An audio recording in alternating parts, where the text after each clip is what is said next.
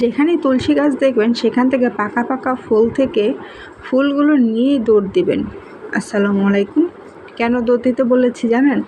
যে পরিমাণে ঠান্ডা জ্বরে মানুষ আক্রান্ত, তুলসী গাছ না থাকলে মানুষ তো মনে হয় আত্মরা হয়ে যাবে। তুলসী গাছ কিন্তু অনেক ঔষধি সম্পন্ন একটি গাছ। এই গাছের গুণাগুণ বলে দিন রাতেও শেষ করা যাবে না।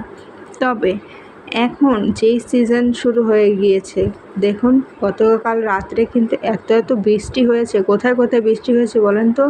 আমাদের ঢাকা মিরপুরে তো অনেক বৃষ্টি হয়েছে।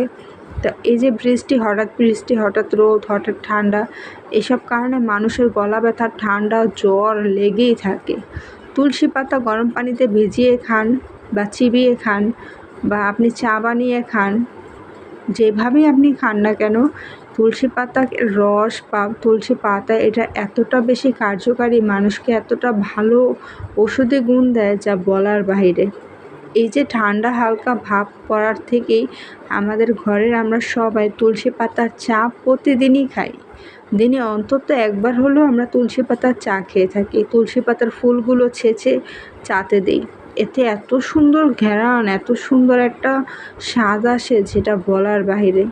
রং চায়ের মধ্যে তুলসী পাতা দিলেই কিন্তু এটার স্বাদ দ্বিগুণের চাইতেও অনেক বাড়িয়ে দেয়।